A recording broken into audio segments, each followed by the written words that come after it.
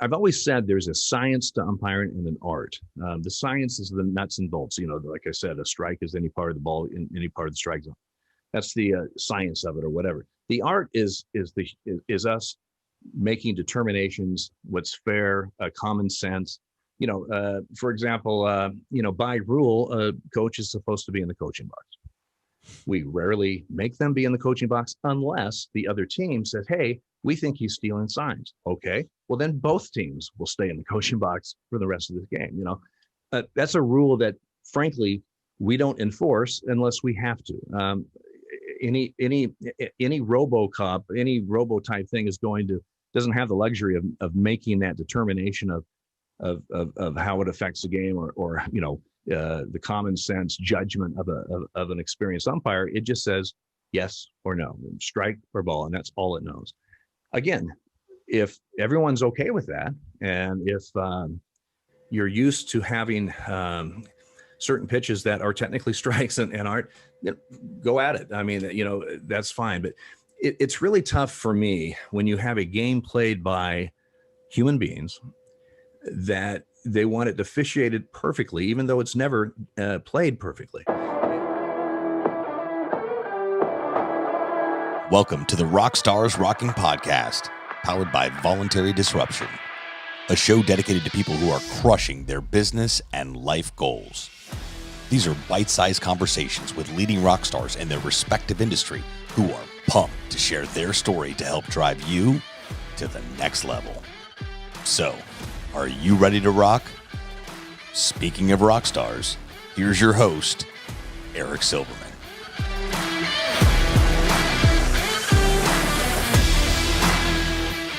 Hey, rock stars, welcome back to another episode of Rockstars Rockin'. Boy, do I have another rock star, the rock star of all rock stars, in my opinion, at least when it comes to professional sports. Baseball, my sport, everybody knows that if you know me. And because of my dad, my ultimate respect for umpires. We have today Dale Scott, 32-year professional Major League Baseball umpire from 1985 to 2017, if I got that correct. And I'm so fired up and excited and honored that you were able to join the show. Welcome, Dale. Hey, buddy. Hey, Eric. Glad to be here. Thanks for the invite, and I look forward to this. Absolutely. I appreciate you so much. So a little backstory just to show what type of class act Dale is. So if anybody's never heard of this app, go download it and order it for family and friends. There's an app out there called Cameo where celebrities in all walks of life all over the world who have a following, people that have a name, can basically, folks like myself, a regular ordinary person, can go on this app and request that somebody send a short clip or a short video message. Could be a birthday message, could be a get well soon message, something like that. My dad, he's good now, I'll preface it, but he's 78 years old. He was diagnosed with COVID earlier this year, 2021, and he was put in the hospital for a week, not on an oxygen or not on a ventilator, but he did need oxygen. And my dad's been umpiring baseball for almost 30 years himself.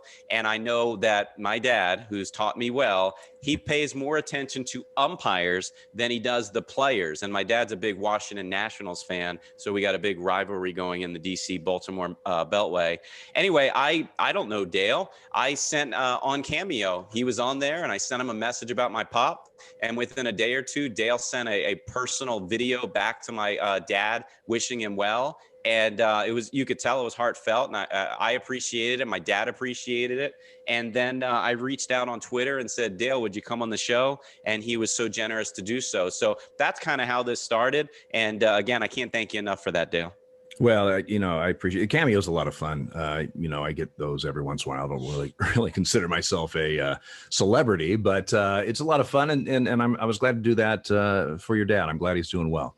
Absolutely. So, Dale, I got a bunch of questions for you today. If you don't mind, I'm just going to jump right in. I'm probably going to be all over the place. There's no set order, so I might jump from one baseball something to another. But one of the things that's top of my mind that is all over the news this year of late is Major League Baseball cracking down or saying they're going to crack down on what a lot of articles say, the sticky stuff, meaning substance on the baseball that pitchers may or may not be using. And they also have made it clear that I've read that they're going to rely on Major League Baseball umpires to enforce it. That sounds like a nightmare to me. What's your opinion on that, my friend? Well, my opinion is I'm glad I'm retired because it does sound like a nightmare to me also, as far as an umpire and policing this.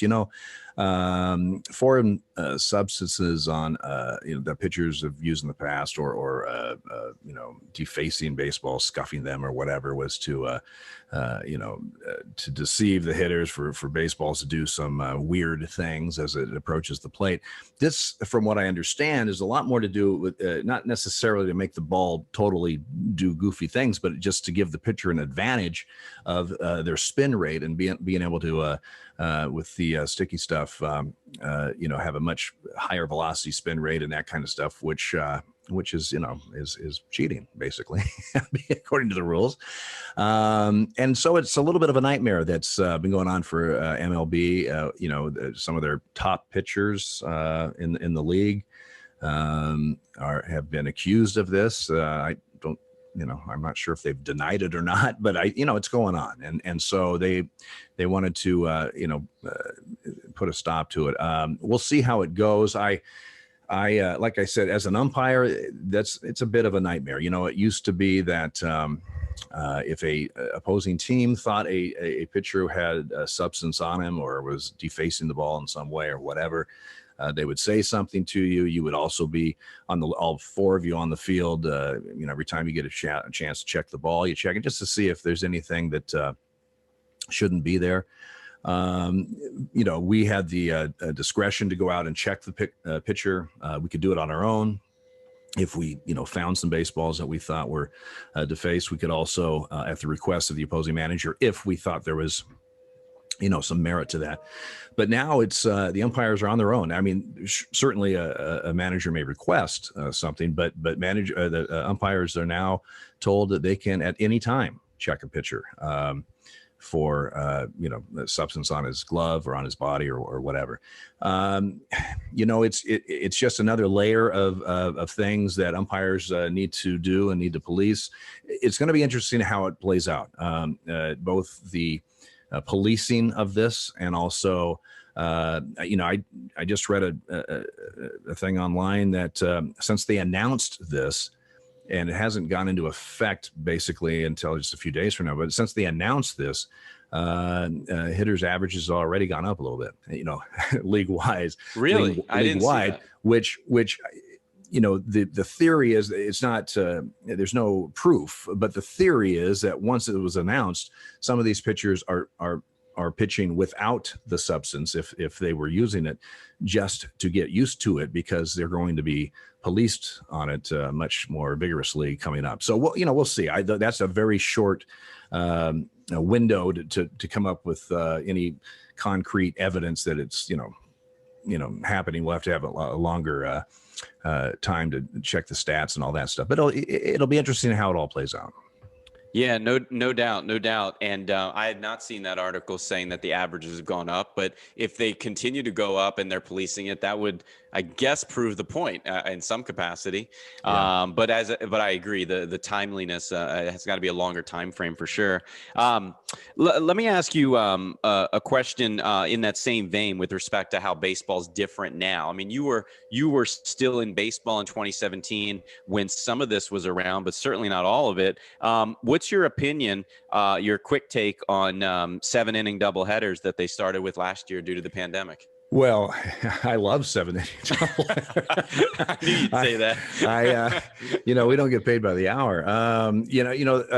We had that in the minor leagues, and obviously we know why some of these changes were made with COVID and those types of things, like the extra inning runner at second rule. I would have loved that. Well, that was my next question. So talk about that too. The runner on second and the 10th. Right. Well, all these were put in for the reason stated. But I again, reading some background, the baseball, extra inning games get to a point or can get to a point where you now have used your roster and you may have to have a position player pitching or whatever, and it's fun for me to watch that. Well, it's like a really good golfer having a bad shot. You go, hey, those guys do it too once in a while. But the thing is, the quality of baseball in a very hard fought, tie game, it dwindles, substantially as the innings go on. The longest game I ever worked behind the plate was 19 innings, 6.5 hours. Wow. And I would have loved a runner at second during that time. Were you behind the plate that game? Yeah, I was behind the plate that game. Yeah. It was the first plate, my first plate game of the season in 1992. Wow. In Cleveland, Boston at Cleveland. And Boston, top of the 19th, hit a 2-run home run. And I high-fived him because I was so excited. I think that's probably against protocol, but these are interesting rules. The 7 inning, purists are going to say that's just not right. I do believe there's some conflict. For example, was a Bumgarner threw a no-hitter, a 7-inning no-hitter, and it's not officially a no-hitter.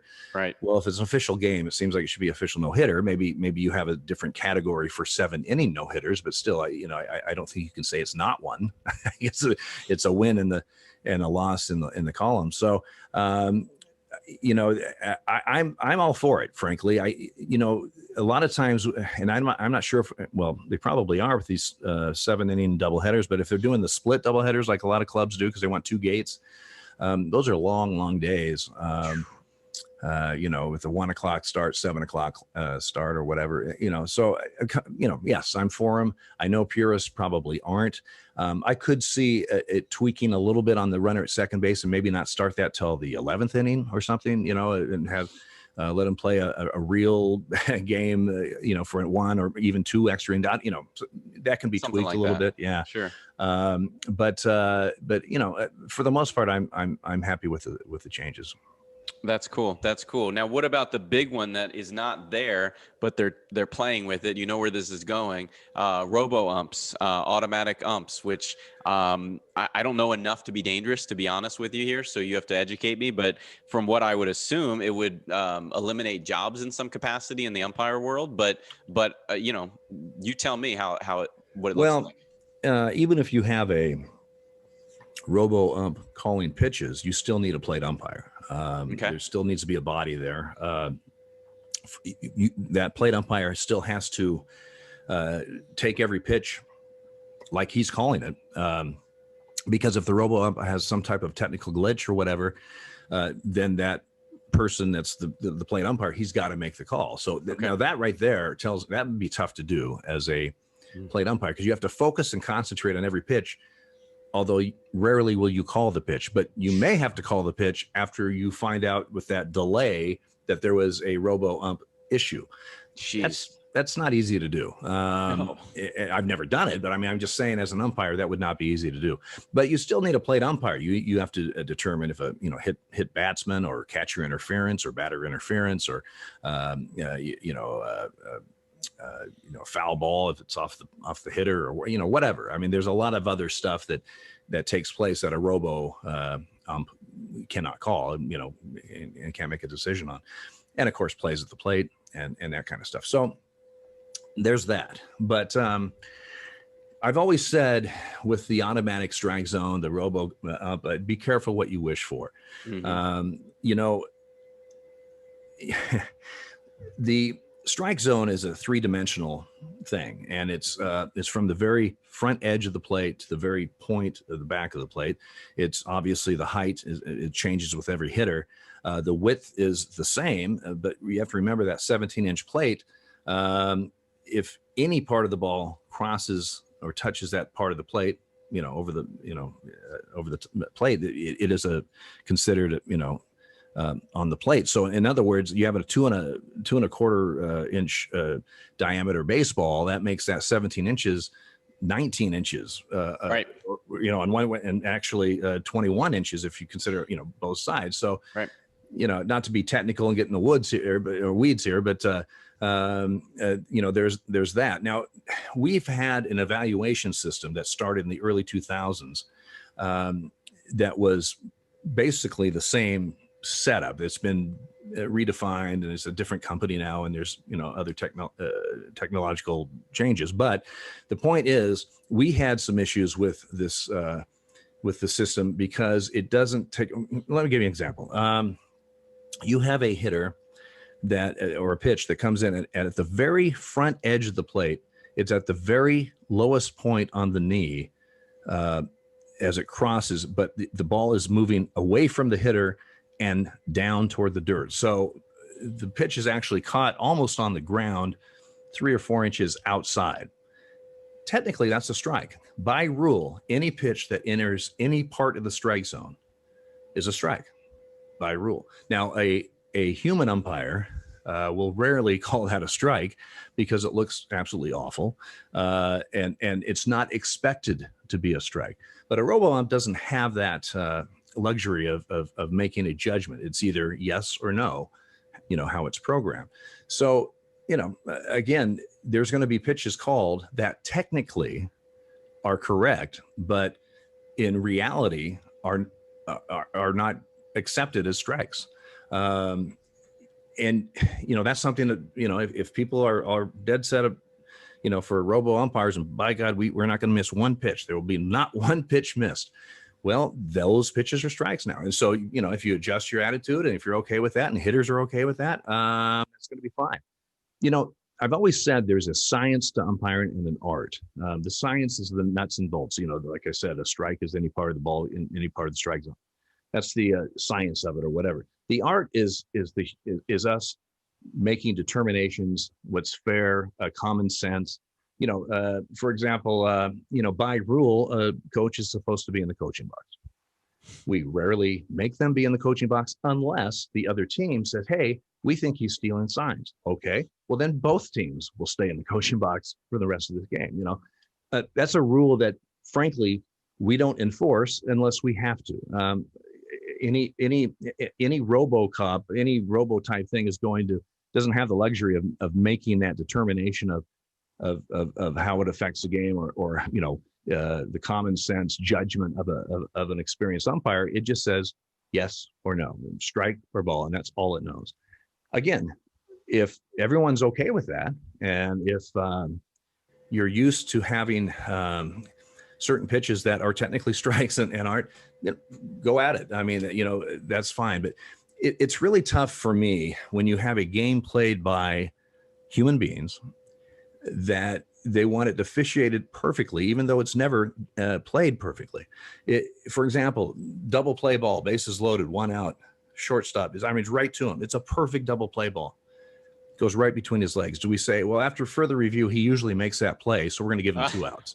It's a good point. Of course not. He made a mistake. He made an error. It happens. He's a human. Okay. Sure. Now, granted, it's maddening for a fan to see an umpire maybe miss a pitch in an important situation. That same pitch, if he misses it in the second inning with nobody on and no score, nobody cares. Nobody even bats an eye. Right. So a lot of it's situational, and nobody that wears the blue, none of us want to miss a play or a pitch.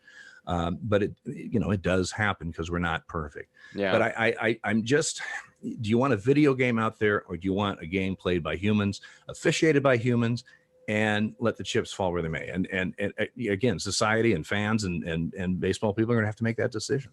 I agree. I love that example of the shortstop that you just talked about. You probably could predict. I'm more purist. I'm not that old per se, but I just grew up that way. And, the reality is I feel like if all this stuff continues to happen, you're going to need 2 separate halls of fame too. You're going to need 2 separate scores and stats tracking, because you got people that played it the old school real way, in my opinion. And then you got people that are going to benefit or not benefit from the new way. Right. Talk to me for a second or two about the replay room. You were there, obviously, pre and post replay. What was your thought and the general thought of umpires in general when your brethren, when it officially came to fruition, where a manager could ask for an instant replay? Well, replay first started, it was just what we called border calls between the foul poles, ground rule doubles, home runs, spectator interference, fair foul. That, on I fly needed ball that for at, Jeffrey Mayer. at the Anyway, I was that's there. another I was story. at first base. You were at that game? Yeah. I should know that. I'm such an asshole. I was at first base. Yeah. Oh my God. My first LCS. I always thought it was a little bit ridiculous that we would have a home run, non-home run. We're not sure. Not even a fair foul, although that's one of them, but just one that was it touched by a spectator? Did it hit above the line or below the line? This is, 360 feet away. We have one time to see it. That's it. Boom. You got to make a decision. You have shadows. You have people in white shirts. You have glare from the sun. You have all types of things that can affect what you're looking at. You're the calling umpire that is going out and trying to get as quickly as you can and then set in position on a ball that's, sailing. So it all happens very quickly. And so you're, 150 feet away or something making this call. And everybody in the ballpark knows what happened because they see the replay on the monitors in the stands or whatever. Both teams have monitors up their runways. They see what happens. Of course, everybody at home watching sees what happens. And the four guys that have to make a decision get together and go, what do you got? Well, I thought it was a home run. What'd you see? I wasn't sure. I thought the fan might have touched it. What do you have? I couldn't see it from my angle, and so now we have to come up with something. Did not make sense to me. Okay. So I was happy. And for the most part, umpires in general were happy when that part of replay, first started, but we also knew, and we weren't stupid, that this was the opening and it was going to advance at some point, and when it did advance, we were, at least I was, let's see how this plays out. I'm not necessarily against it, but I'm not sure how this is going to work. Let's see how it all plays out. And for the most part, now that it's been in place, now that I've been on both ends of it, both on the field and in replay, I'm happy with the replay system. I think it's a good thing. I'm still not to the point where I think robo umpires should be around. I think that is maybe a bridge too far. But I'm happy with the replay system as we have it because it does correct obvious mistakes. It does correct. Now, it's not perfect. And anybody who thought that once we have replay, there'll never be a missed call again, ever. Well, that's just not true. I just saw the other day, it was a type of replay, a play at the plate right where the camera had a perfect look at this play. But right when the play happened, the pitcher who was backing up the catcher got right in the way of the camera. So, and so you have, that camera was useless then. And that was the one that had the perfect shot at it. So there's always stuff that's going to happen with replay. It's never going to be perfect, but it does correct, obvious mistakes. It does, when I missed a play before replay and it was a big play, again, situational play, it's in the 9th inning or the winning run or blah, blah, blah.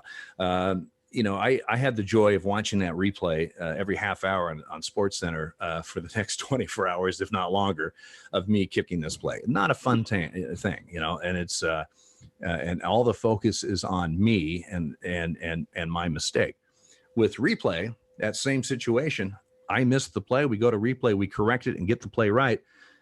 Sometimes it's not even mentioned in the report of the play. If it is, it's usually originally called save by replay. They call them out or whatever, But the focus is on the play. The focus is on the game because even though we may have looked bad doing it, we got the play right eventually. Right. And that's what people want. They just want the play right, and we get that, and we want the play right. Don't get me wrong. So overall, I'm okay with replay. I think it does what it needs to do. It's not perfect. There's still going to be controversies. There's still going to be situations, and plus, there's certain replays that one angle looks out, one looks safe. That's how close it is. That's how the angle looks, and you just if you're not looking, if you're looking with your head and not your heart. You really can't tell one way or the other. And so in those situations, I think it's correct to go with the umpire that's on the field. But the other thing, one more thing about replay is we hear a lot of bitching. Oh, it takes too long. Oh my God, we're going to replay. It takes too long, which a lot of times is from the same people that wanted replay when we didn't have it, by the way. But you got to remember that before replay, we had arguments. We had delays because of arguments and this and that and this and that, and rarely did anything change. And if the umpire was wrong, it never did get corrected. At least with replay, you have that. We were doing replays much quicker than we used to because we know the system. We've got it. We've understand it. We've worked it. And, you can't have it both ways. You can't bitch about, we need to have replay. And then when we get replay, say, oh, well, this is stupid. This is taking too long. So, yeah, that's my feeling on replay. No, I agree. Those that complain are still complaining. And, arguments still happen. I mean, my God, I'm watching the Orioles game yesterday and Hyde got thrown out in the first inning. I was like, what? The game just started. Slow down. I've ejected the first hitter before. There you go. Yeah. Well, on the list of speaking of ejections, is not on my list, but assuming it's accurate, I don't know if it's accurate, but Wikipedia says you've injected 90 folks over your entire 32-year career. But I think that's one on the lower side, because if anybody I've talked to in any article I've ever read about you of late says that you always had not a short fuse, that you were very much not looking to get anybody out of the game, and they really had to, I guess, piss you off if it got to that. Is that accurate? You had your automatics. If they throw equipment or they bump you or do those are automatics. The thing is it's easy to eject people. I could eject people all the time. Hey, you eject. What's tough is keeping a guy in a game, but not taking abuse. In other words, letting them vent as long as they do it the correct way, and calming the situation. That's a challenge. Well, let me ask you something. So did this ever enter your mind, or could it enter an umpire's mind, right? And humor me for a minute. So you got a stadium full of 40,000 fans who, I'm just going to pick on a name. I don't know if you ever threw them out, but they didn't come here, as the umpires would say, they didn't come here to see the umpire. They came here to see Bryce Harper or Manny Machado or Cal Ripken. I'm a big Cal Ripken fan. And if you throw those guys out, you're hurt. Some might say you're hurting baseball. Like, relax, they're superstars, leave them alone. I don't agree with that, by the way, because I think they should play by the same rules as the rookie who just got called up. But what's your take on that? Does that ever enter your mind, or no? Okay. The situation happening enters my mind. The same, if Bryce Harper says the magic words, he's going to be ejected. It doesn't matter that he's a superstar. It doesn't matter that it may hurt the Nationals, whatever. That's not my job. My job is to police the game as fairly as possible within the rules. And quite frankly, those players know what they can say and what they can't say. And if you let a superstar, and frankly, if you let anybody, but if you let a superstar, blast you in such a way that is ejectionable and you don't do it, what does that other dugout and his teammates say? Hey, we can just, it's a field day today with Scotty, because if you didn't eject him for that, and this and that. So, but then again, I'm not looking for ejections. I don't go out there sniffing for ejections. I try to take, and most umpires do, you try to take every individual situation for what it is at that time and deal with it accordingly. And someday, ejections it's part of the game. We don't have technical fouls or 15-yard penalties or whatever. So you're either we do have an equipment violation, so you have that if a guy chucks his bat after he strikes out, and usually when you say I got you on equipment, then they say something else and you eject them. So because they didn't like what you said about the equipment. But no, I get it. Yeah. So that's how you approach that, and just try to be fair with and treat everybody the same way. So let's get into some other areas. So this is something I've always been curious about. My dad made me promise to ask you this. And he feels like he has the answer, but who knows? So, if this happened, it's happened a couple times this season or last season, superstar younger player, Ronald Acuna Jr. in the Braves. He doesn't run out to first base. He doesn't run through first base. He kind of is lazy, right? And Bryce Harper was accused of that when he was young. It's a young kid thing, right? And, manager of the team, I guess, goes back after the game and yells at him, right? Gives him a tongue lashing, says, we expect more of you. And then he benches him the next day, right? He had a bad game. He benches him. So the question, you may know where I'm going, is, does that exist in Major League Baseball umpiring where everybody's got an off day? We're only human. You said it, but you have a bad game, obviously a bad game. You know it. The fans know it. The media knows it. The players know it. It happens, right? You're not feeling well, whatever. Is there a head umpire? Is that the crew chief? Is there somebody that behind the scenes gives you a tongue lashing, gives you a review? Because you don't get benched that I see. I don't know how that works. Can you talk about the review process and evaluations and so forth? Yeah, we're evaluated every pitch that we call, ball or strike, every play that we call on the bases and the plate, and even no calls. Let's say there was a rundown and maybe there should have been obstruction called. You didn't call it.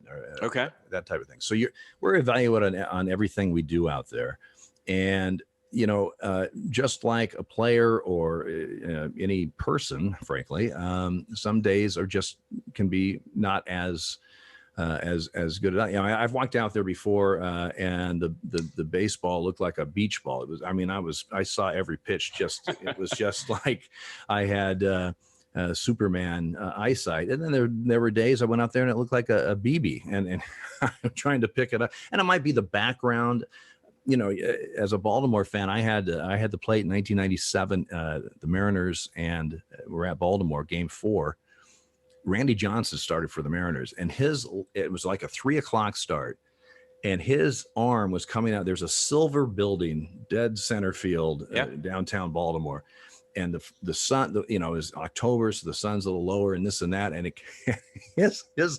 his hand was coming out, and he's so tall, it was coming out of this silver building. You could not see the ball, and and the hitters were going, "What is going on?" It was just tough for everybody.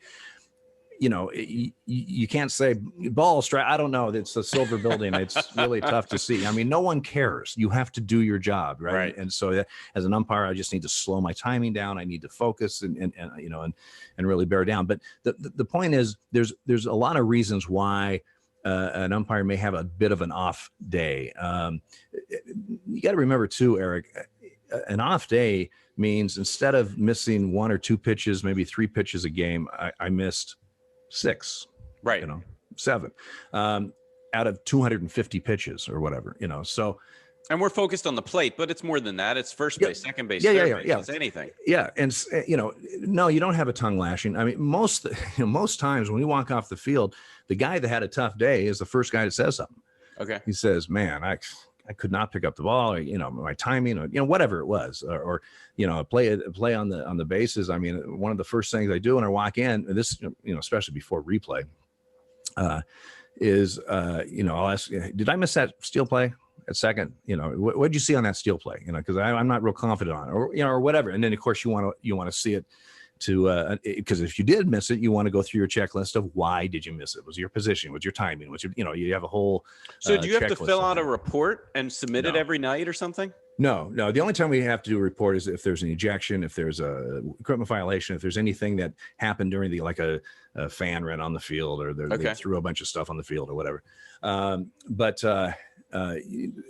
No, but trust me, if you missed a play or missed a pitch, you're going to hear about it because it's in your evaluation for that game, and that kind of thing. And what I try to do is, if I do miss something, miss a play on the base or whatever, I try to figure out why I missed it. Right, get better. Yeah, take a negative into a positive if you can, so maybe you don't make that mistake going forward. So, but yes, you can have tough days, but usually they're self-identified and then try to correct them. So let me ask you this: do you ever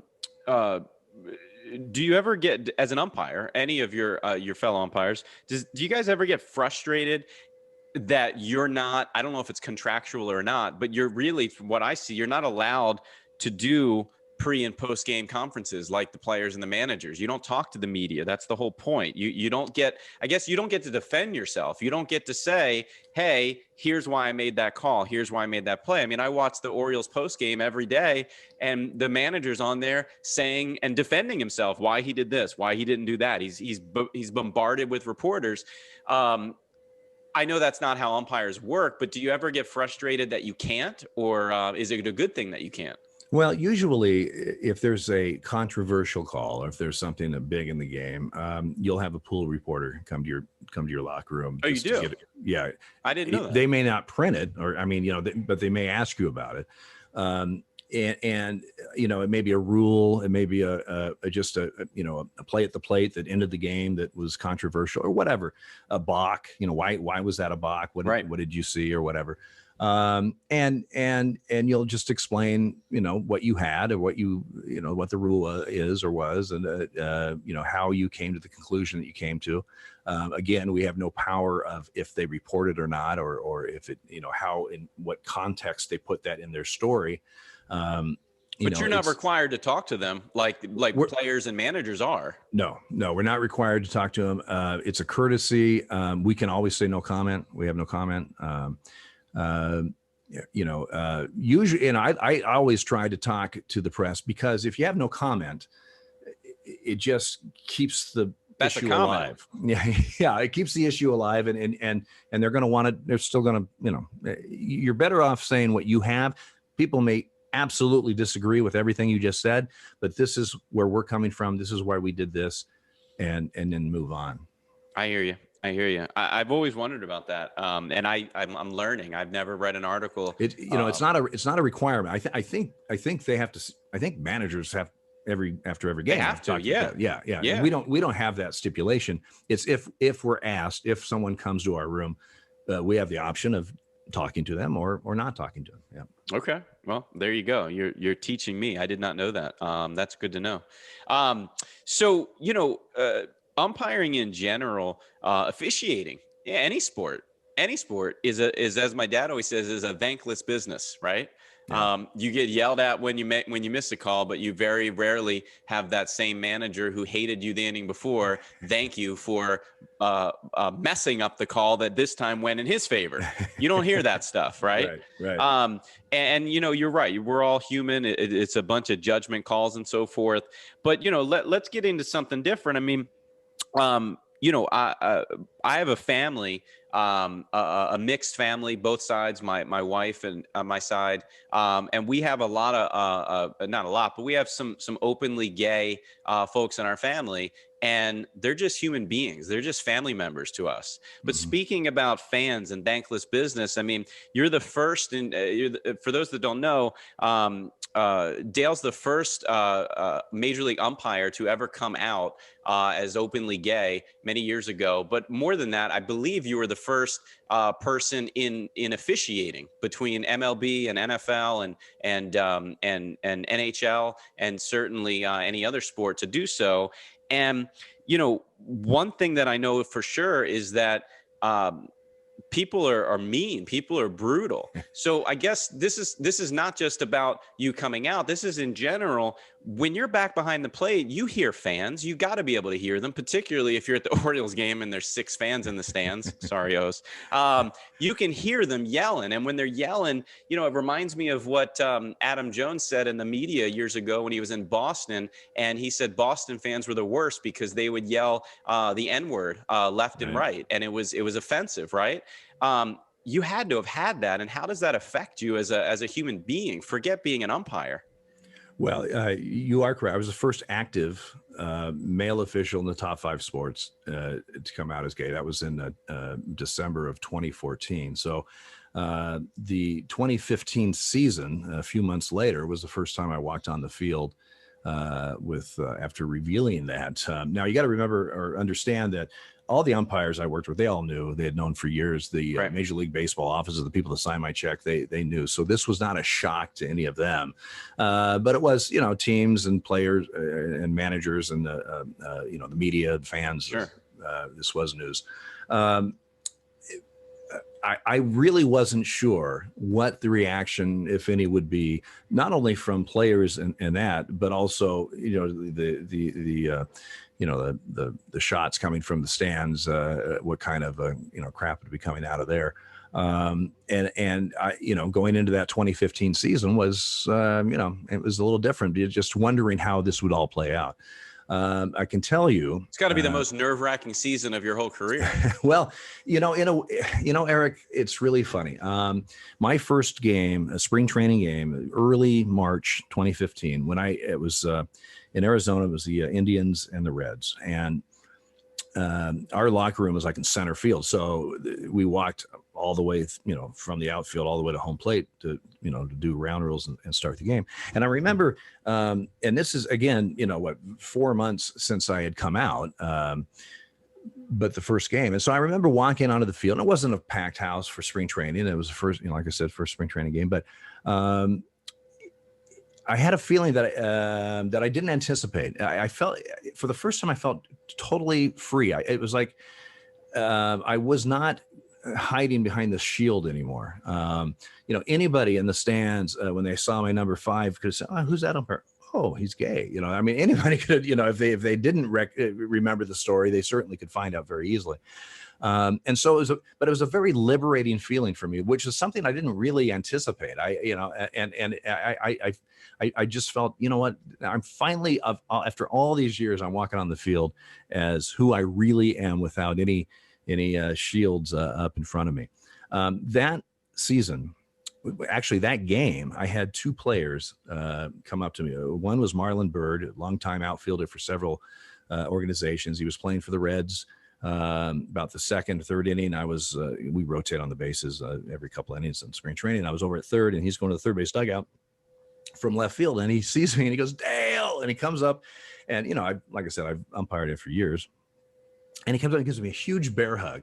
And he says, "I am so proud of you. You're free, man. You're free." And I did not expect this. Okay. I did not even, it's not unusual at all, especially in spring training when you haven't seen players for several months. "Hey, Dale, how was your off season? How's everything?" Right. Whatever. But he gives me this big bear hug, which is a little, isn't normal.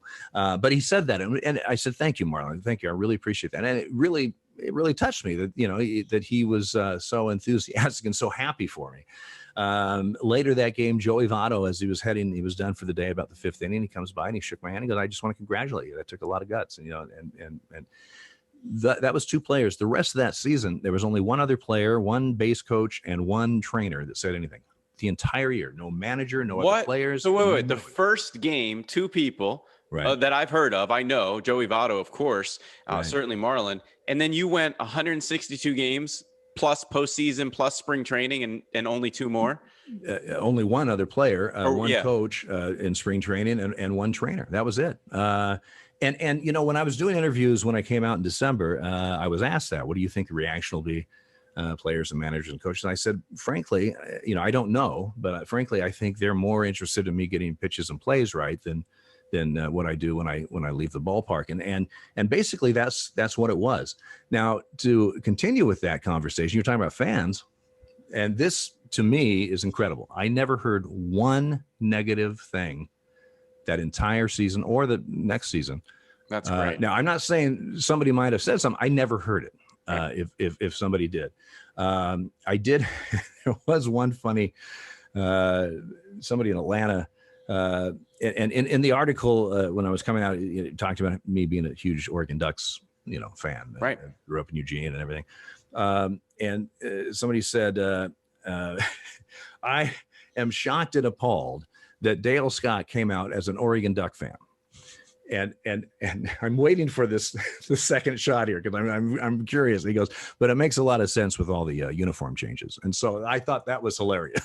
I mean, that is kudos for originality there. But to be honest with you, I never heard anything negative from fans. I had just the very, very few players, coaches, managers even mention it, and it was all good. It was all positive.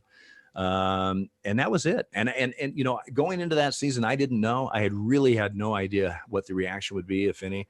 I thought it would be a little more than that, quite frankly. But it also proved to me that, I'm there for a reason, and gay, straight, whatever, get plays right. That's what they want. That's what people want. And that's my job. And one of the things I said when I came out, I said I am so happy that Major League Baseball has evaluated me on my work on the field and not what I do off it, because that's exactly the way it should be. Well, I mean, I think that as a society, regardless of the topic, we have a long way to go, right? But I also think we've come a long way. And, you didn't make this public in 1985.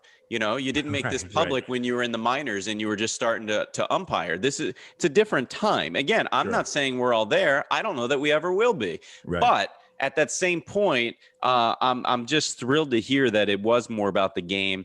Candidly, you were an inspiration for you are an inspiration for folks to just be themselves, regardless of their job or their occupation or whatever. And it's certainly not easy to do what you did. I can't even imagine. I love hearing that story. Well, and to prove what you're just saying as an inspiration, I did get hundreds of emails from people around the world. The vast majority I've never met. I never probably. How'd they find your email? I had to rely on Twitter. In the story and in Outsports, the coming out story, I had a not my usual email address, gotcha. but email address so people could contact, and there was a couple stupid, things. But again, the vast majority of this was all positive. But I got an email from a senior in high school in the LA area who umpired, who his goal was to be a major league umpire. He was also gay and he wasn't out. And he wrote me and he said, now I know that if I don't make it to the big leagues, it's because I don't have the skill. It's not because of who I am. That's huge. That's huge. That's huge. And so that really moved me. And that right there. And I don't know how many people that didn't contact me that maybe it was an inspiration for. So that right there, made it all, not that I was second guessing coming out, but that just proved that it was the right thing to do. Well, you don't know, my full-time job is not being a podcast host. This is something I started last year. I've always wanted to do, and I'm enjoying it and having fun meeting great people. My full-time job is I'm in the insurance and employee benefits world. And the reason I say that is I was very excited when I saw how, as you said, MLB knew for a long time prior. And I love how MLB took the stance well before the Supreme Court upheld same-sex marriage, and they went ahead and gave I don't know if you were married at the time, but gave your partner an MLB ID and union benefits and health insurance benefits. That just makes me love the sport even more. No matter what folks want to say about Bud Selig in the day or Rob Manfred now, it's irrelevant. I just love that because, to be very honest, I work with employer organizations. I don't work with MLB, but somebody does. There's a benefit expert like me that does the benefits for Major League Baseball. It's just a fact, right? Right. And not every organization, whether they're a name brand like MLB or whether they're the Joe's Plumbing down the street on the corner, not every organization still to this day, I see it, they don't want to accept what MLB did, and they didn't have to. So I was really proud to read that. Yeah, well, we Mike and I were registered domestic partners. This was before marriage was legal. But by doing that, and with the new insurance benefits that we had through MLB, I could, if male or female, if you have a registered domestic partner, you got the same benefits as the employee, just like a spouse, basically. Yeah. I love it. So we did that for a few years until we were legally married. And of course, then he was an official spouse. But yeah, baseball was really very good about everything. That's fantastic. Hey, let me ask you another couple questions and we'll wrap up. I know you're busy. I appreciate you. Why aren't there more Hall of Fame umpires in the Hall of Fame? There's 10. And 9 of them were from from what I count, there's 10 and 9 of them were the Veterans Committee. Like, umpiring is such a huge impact on the game, good, bad, or indifferent. And there's so many big name, famous, I use the term famous umpires that I believe could or should be in the Hall of Fame one day. What do you think's going on there? Well, I agree. There's umpires that not only famous, but they dedicated their life to the game of baseball, Right. and they did an outstanding job for season after season for thousands of games. You're one of them. You're 28th all time in games. Which blows my mind, But and if I hadn't got hurt in 2017 early in that season, you weren't planning to retire that year. That was not it was entering concussions. your mind. Yeah, concussions, knocked me out of the game. But if I had stayed healthy that same season in 2017 in September, I would have hit the 4,000 game mark, and that's a huge number. For an umpire, and it's one that less and less guys will ever meet, because there's more time off the field now with replay and those is that 4,000 number similar to what fans hear, like when a player gets to 3,000 games or they get to 500 home runs, they're a deadlock for Hall of Fame? Is that a similar type number, or it's just kind of a big number? It's a big number. I don't know how many. There's only 3 umpires that have had over 5,000 games. Right. One of them, the number one guy just this year. Joe West. Yeah. He took, and Jerry Davis is real close to 5,000. But, and then I don't know how many have 4,000 or more, but there's not a ton. Sure. I don't know if that's a deadlock for Hall of Fame, but I do know that was a personal number that I was hoping to get. And I was 103 games short because of the concussions. But the reason, the only way an umpire gets into the Hall of Fame is through the Veterans Committee, or it's through a committee that only consider umpires once every 3 years or something like that. Okay. It's and then they're also in the same category as executives and all these other categories. So it's not just that they're going to every 3 years put an umpire in. It's that like every 3 years one might be considered in this pool of a bunch of other people that might be considered. So, and quite frankly, that's just not high on those committees' lists. And I don't think that's necessarily right. There's some contemporaries that I worked with that deserve, in my opinion, Hall of Fame consideration. Richie Garcia, who I know Baltimore is not real happy with, but from '96, but had an unbelievably great career. I think he worked 4 or 5 World Series. I mean, the guy was a solid umpire. Larry Barnett's another one. Obviously Joe West, I think will make the Hall of Fame. Don Denkinger is another. These are guys that I worked with, when I first came up. And of course, in the National League, you've got, Harry Wendelstedt, and you've got Doug Harvey did get voted in. So I mean, I think there should be more. To answer your question, yes, I think they're a little bit slow and a little bit too selective, I guess, or something that it just seems a little unfair. And I wish I would hope that maybe that could be changed here going forward.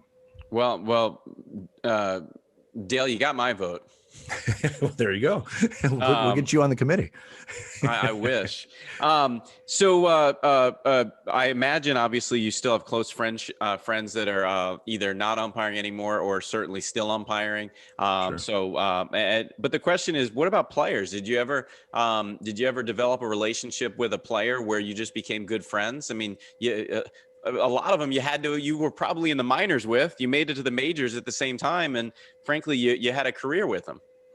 Yeah, it's a different dynamic, though. Yeah, it is a different dynamic. People always asked throughout my career, do you ever, after a game, do you ever go out and have a drink with a player or something? I go, well, it's just a little awkward. It's like the judge taking out the defendant, conflict of interest. Right before I call him out on strikes and the bases loaded the next day. It's a little awkward.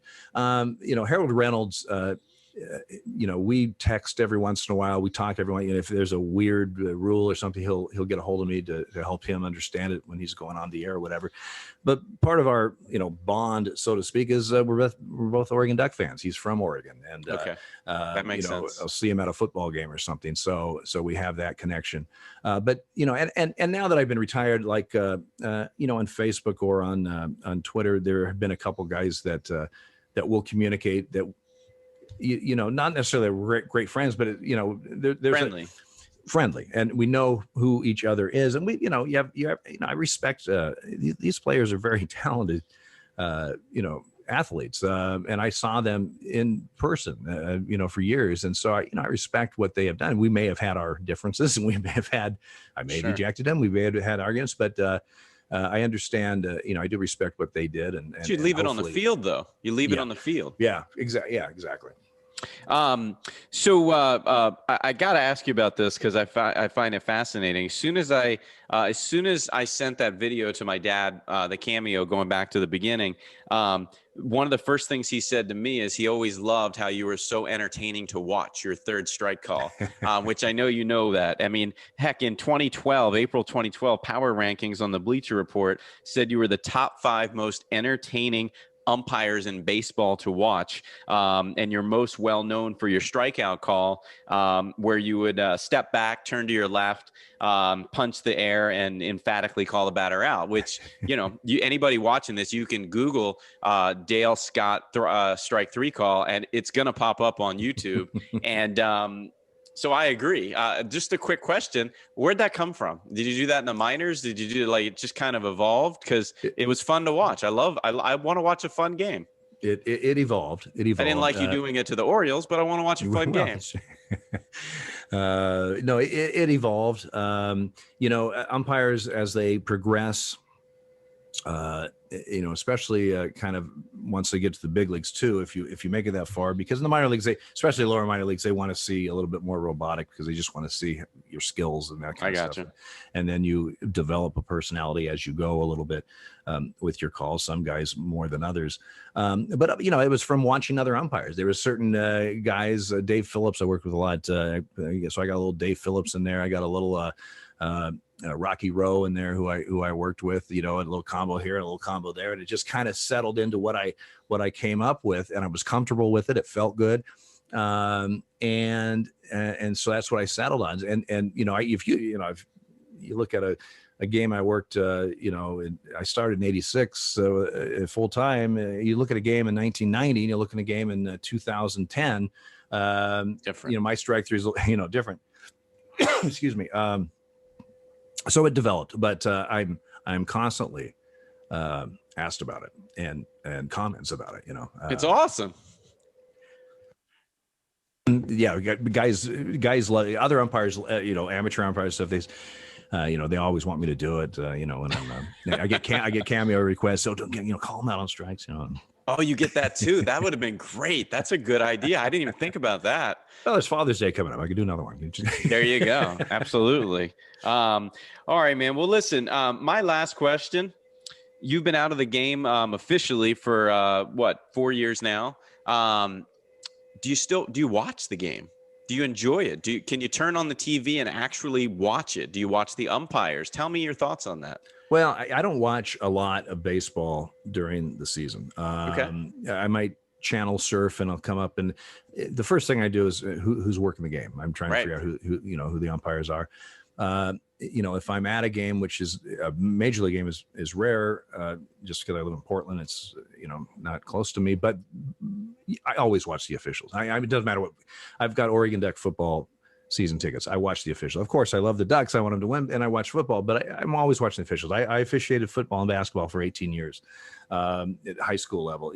I officiating's in my blood, and so I like to see the mechanics. I like to see the teamwork and things that a lot of people just don't pick up on because they're not there to. They've never officiated. They don't. Right. It's not their interest.